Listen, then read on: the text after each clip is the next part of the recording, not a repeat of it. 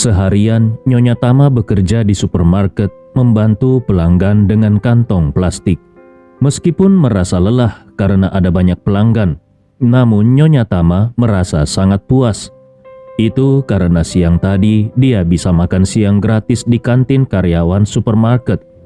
Itu adalah makanan terenak yang pernah dia rasakan di dalam hidupnya. Tidak ada yang istimewa dari makanannya. Rasanya juga tidak terlalu enak dan ada minyak yang berlebihan. Tapi karena Nyonya Tama sudah terlalu lama kelaparan, jadi di saat seperti itu, semangkuk nasi putih sudah bagaikan pemberian langit yang istimewa. Kalau ada 1 atau 2 lauk lagi, rasanya seperti surga. Setelah kenyang, Nyonya Tama menjadi lebih semangat bekerja. Membungkus kantong plastik pun tidak terasa melelahkan. Sebaliknya, dia malah mulai menikmatinya. Ketika jam 5 sore waktunya pulang kerja, kepala bagian datang dan memberinya uang 100.000 sambil berkata, "Nenek, hari ini kerjamu bagus. Apakah besok kau mau datang lagi? Besok malam tahun baru. Kami justru sedang butuh banyak pekerja. Kalau nenek datang, kami bayar 200.000 sehari." Nyonya Tama sangat senang. Sambil memasukkan uang itu dengan hati-hati ke dalam sakunya, dia menjawab dengan penuh semangat, "Benarkah? Kalau begitu, besok aku pasti datang." Kepala bagian mengangguk puas. "Baiklah, kalau begitu nenek bisa pulang dulu. Besok tetap masuk jam 9 pagi. Nyonya Tama mengangguk dengan semangat, lalu dia teringat sesuatu dan bertanya, "Tuan, jam berapa kantin buka untuk malam hari untuk makan malam?" Kepala bagian menjawab, "Jam 6 sore. Nyonya Tama buru-buru bertanya, "Kalau begitu, bolehkah aku makan lagi di kantin?" Kepala bagian sedikit ragu dan berkata, "Setiap karyawan hanya mendapatkan 1 kupon makan sehari, hanya untuk 1 kali makan. Bukankah tadi siang nenek sudah mendapatkan kuponnya?" Mendengar itu, Nyonya Tama mengangguk dengan kecewa. "Kalau begitu, aku akan datang lagi besok." Melihat kekecewaannya, kepala bagian merasa tidak tega. Jadi dia berkata, "Begini saja, nenek bisa tambah jam kerja sampai jam 7. Aku akan berbicara dengan manajer dan mengajukan agar nenek bisa mendapatkan 1 kupon lagi. Jadi, nanti nenek bisa makan sebelum pulang. Bagaimana?" Nyonya Tama sangat senang dan berpikir di dalam hatinya, "Cuma tambah 2 jam kerja, membungkus kantong plastik, dan bisa makan lagi. Tentu saja aku mau." Maka dengan penuh semangat dia menjawab, "Baik Tuan, terima kasih." Nyonya Tama belum pernah merasa sebahagia ini hanya karena sebuah makan malam hingga tubuhnya bergetar karena kegembiraan. Sesuai instruksi dari kepala bagian, dia terus bekerja di supermarket hingga pukul 7 malam untuk mendapatkan kupon makan yang diidam-idamkannya. Walau siang tadi sudah makan dengan lahap, malam ini Nyonya Tama makan dengan lahap seperti orang yang kelaparan selama 3 hari. Dia makan sampai perutnya benar-benar penuh dan sulit untuk berdiri. Setelah kenyang, dia duduk di tempat selama setengah jam untuk mengistirahatkan perutnya sebelum akhirnya berdiri dengan susah payah sambil berpegangan pada meja makan. Kini dia merasa benar-benar puas dan penuh energi. Nyonya Tama mengusap mulutnya dengan punggung tangan dan mengelus perutnya. Lalu dengan senyum puas dia bergumam kepada dirinya sendiri, tidak kusangka. Makan setelah bekerja berat ternyata seenak ini. Hari ini aku benar-benar puas." Kemudian Nyonya Tama melihat jam dan sadar sudah pukul 8 lebih. Dia segera bersiap untuk pulang. Walaupun selama ini dia dikenal sangat egois, namun berbagai kesulitan yang dihadapinya akhir-akhir ini membuatnya sedikit peduli pada anak dan cucunya. Mengingat bahwa anak dan cucunya masih kelaparan di rumah, dia bergegas menuju jendela kantin dan bertanya kepada salah satu staf yang sedang bersiap pulang, "Permisi, Apakah sisa makanan dan roti di sini masih digunakan? Staf tersebut memandang Nyonya Tama dengan heran dan berkata, "Kau sudah makan porsi 3 orang dan masih belum kenyang?" Nyonya Tama tersenyum malu-malu. Dia mengusap mulutnya dan berkata, "Aku memang sudah kenyang, tapi anak-anak di rumah masih kelaparan. Sudah hampir 2 hari 2 malam mereka tidak makan." Staf itu terkejut. "Benarkah? Di zaman seperti ini masih ada orang yang tidak bisa makan?" Wajah Nyonya Tama memerah karena malu. Lalu dia menjawab dengan canggung, "Keluarga kami sedang menghadapi masa sulit. Menantuku, yaitu istri anak tertuaku, terkena kanker payudara stadium akhir. Anaknya habis-habisan menguras uang untuk pengobatan. Sampai-sampai kami kehabisan semuanya." Saat mengatakan ini, Nyonya Tama merasa sangat puas di dalam hatinya. Dia benar-benar puas. Dia sudah lama membenci Novia. Kalau bukan karena Doni yang menahan, mungkin dia sudah menghajar Novia habis-habisan. Terlebih lagi belakangan ini, Novia sering melawannya dan bahkan memaksa dirinya bekerja. Ini membuat Nyonya Tama menyimpan dendam yang dalam. Maka, saat dia bisa menyebarkan kabar bohong bahwa Novia sekarat karena kanker payudara, dia merasakan kepuasan tersendiri. Staf kantin yang mendengar cerita itu terkejut.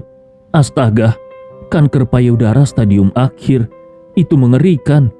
Nyonya Tama menarik napas panjang. "Dan itu belum seberapa. Istri anak keduaku lebih parah lagi." Staf itu bertanya dengan penasaran, "Kenapa dengan istri anak keduamu?" Nyonya Tama menjawab dengan nada penuh penyesalan, "Istri anak keduaku menderita gagal ginjal dan hidup bergantung pada cuci darah. Tapi baru-baru ini dia kecelakaan di jalan menuju rumah sakit dan kakinya harus diamputasi dari pinggang ke bawah." Staf itu semakin kaget. "Separah itu?" Nyonya Tama menjawab dengan wajah serius, "Itu belum seberapa. Masih ada yang lebih parah." Staf itu penasaran. "Apalagi yang lebih parah?" Dengan nada penuh penyesalan, Nyonya Tama melanjutkan, "Istri anak keduaku itu, selain kehilangan kaki, masih harus menjalani cuci darah. Tapi dia kemudian mengalami stroke dan sekarang mulutnya selalu bergetar." Saat membicarakan Carla, Nyonya Tama merasa puas luar biasa. Dia sangat berharap kalau Carla benar-benar semenderita seperti yang dia katakan. Bahkan dia berharap penderitaannya semakin parah. Namun, staf di kantin sama sekali tidak tahu bahwa dia sepenuhnya mengarang cerita. Staf tersebut berpikir, keluarga biasa mana yang akan dengan sengaja mengutuk anggota keluarganya sendiri. Jadi, staf tersebut menganggap apa yang dikatakan oleh Nyonya Tama pasti benar. Maka, dengan penuh empati dia berkata, "Tidak heran kau yang sudah setua ini masih harus bekerja. Keluargamu tertimpa musibah bertubi-tubi. Sungguh berat hidupmu." Sambil berbicara dia melanjutkan, "Nenek, di sini masih ada 7 atau 8 roti kukus. Juga ada kira-kira 4 porsi nasi dan sisa lauk pauk. Apakah kau punya kotak makanan? Aku bisa membungkusnya untuk kau bawa pulang." Nyonya Tama sangat gembira, tetapi dia tetap berusaha menahan kebahagiaannya dan berkata dengan wajah sedih, "Mana mungkin aku punya kotak makanan?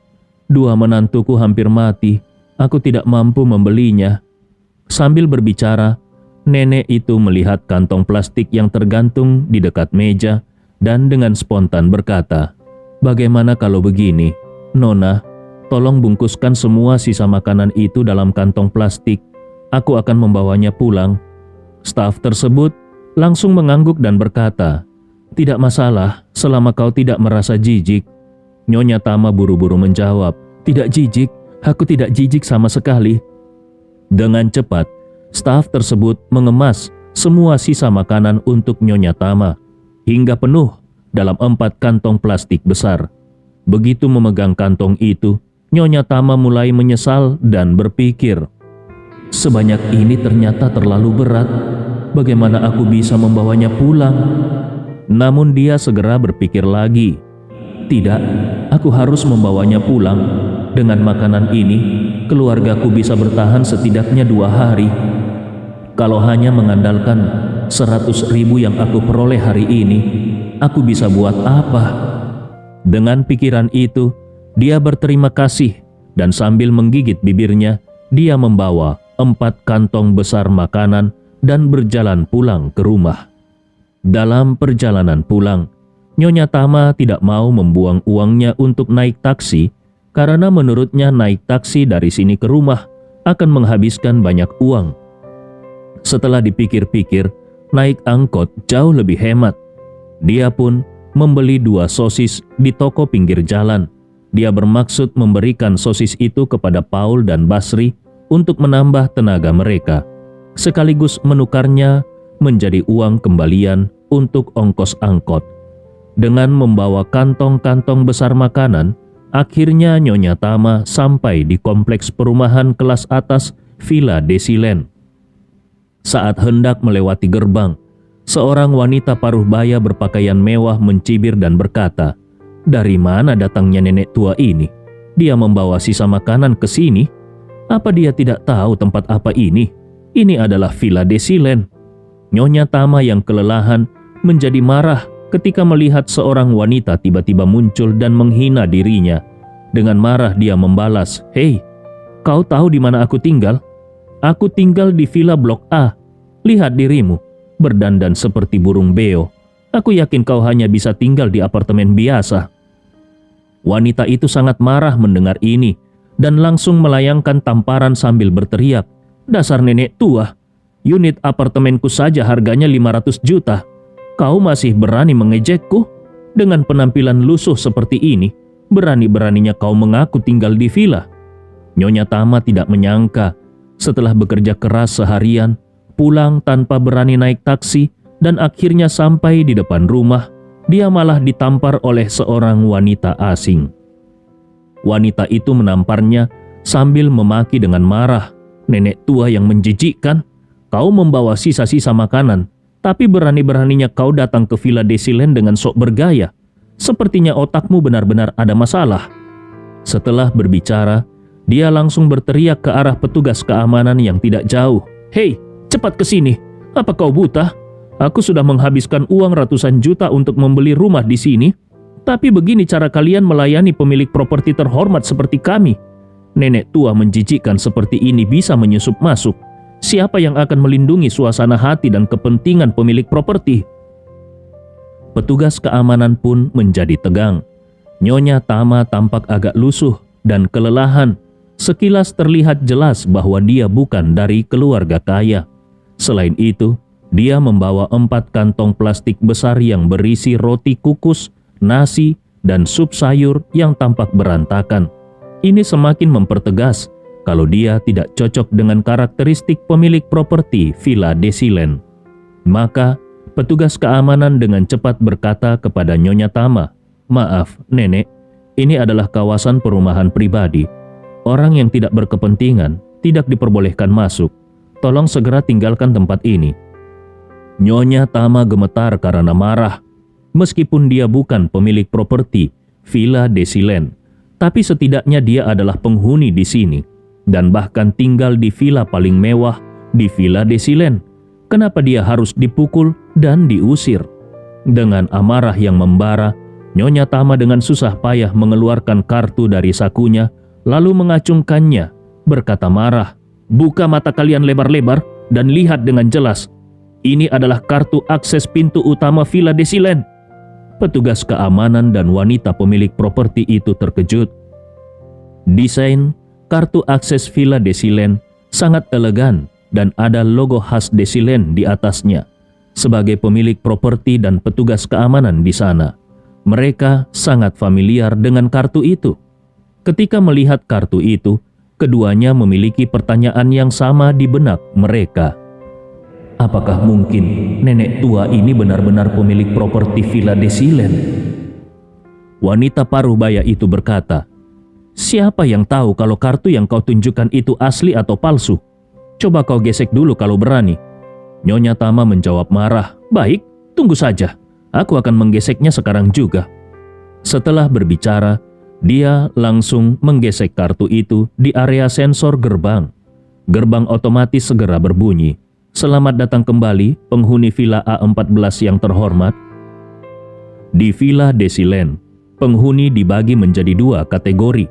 Kategori pertama adalah pemilik properti, yang merupakan nama yang terdaftar secara resmi di sertifikat kepemilikan properti. Kategori lainnya adalah penghuni, namun penghuni tetap tidak bisa diremehkan. Bagaimanapun juga, sebagian besar penghuni adalah kerabat dekat pemilik properti, setidaknya masih ada hubungan keluarga. Meskipun penghuni bukan pemilik properti, namun karena hubungannya yang sangat dekat dengan pemilik properti, maka mereka bukan orang yang bisa sembarangan dipermasalahkan. Wanita paruhbaya itu langsung pucat ketakutan saat melihat Nyonya Tama benar-benar berhasil menggesek kartunya dan ternyata dia memang penghuni Villa A14. Setiap villa dalam seri A memiliki harga di atas 30 miliar.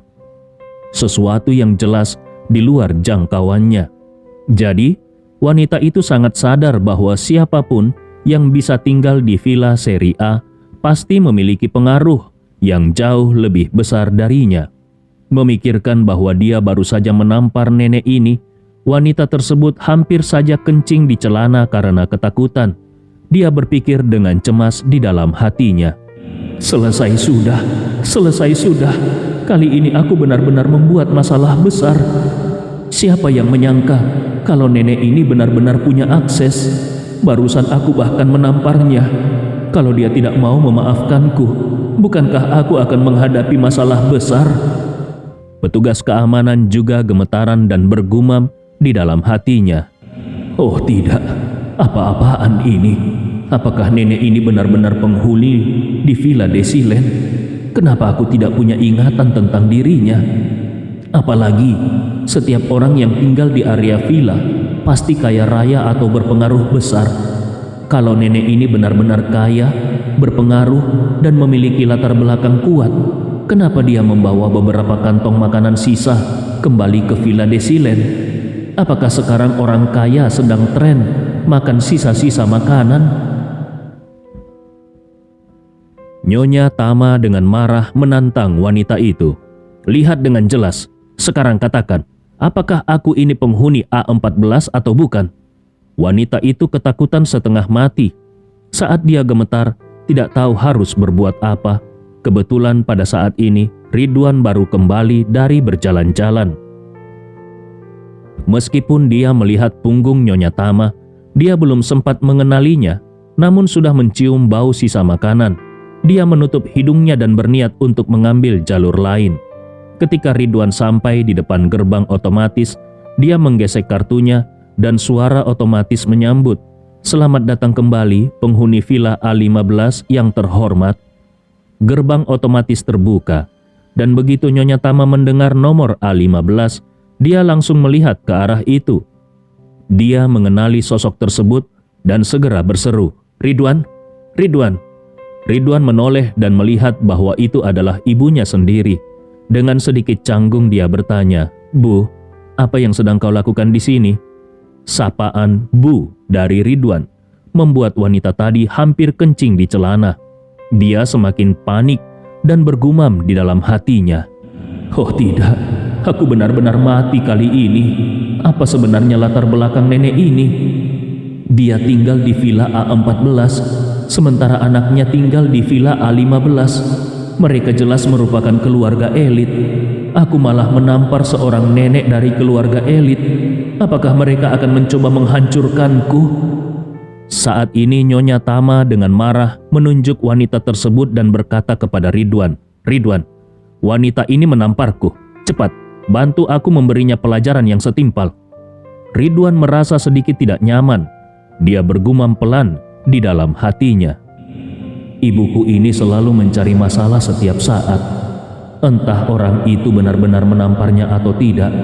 Kalaupun iya, mungkin saja ibu yang memicu masalah duluan. Dia juga tidak pernah baik padaku. Aku tidak mau membelanya. semua orang yang tinggal di Villa Desilen ini kaya atau berpengaruh besar. Kalau aku memprovokasi seseorang yang punya nama besar, bukankah itu hanya akan menimbulkan masalah untuk diriku sendiri? Dengan pemikiran itu, dia berkata kepada Nyonya Tama, "Bu, hal seperti ini sebaiknya dilaporkan ke polisi. Lagi pula, ini sudah mau tahun baru. Kita tidak boleh gegabah, apalagi bertengkar. Kau setuju bukan?" Nyonya Tama yang sangat marah, siap menggunakan argumen moral untuk memaksanya bertindak. Tetapi Ridwan langsung memotong pembicaraannya. "Begini saja Bu, kau laporkan saja dulu ke polisi. Kalau polisi tidak bisa menyelesaikannya, baru kau cari aku, oke?" Tanpa menunggu tanggapan ibunya, dia menambahkan, "Oh iya Bu, aku ada urusan di rumah, aku pergi dulu." Setelah selesai berbicara, dia langsung berjalan pergi. Dia tidak ingin terlibat lebih jauh dengan ibunya dan tidak mau terjebak dalam situasi yang membuatnya repot.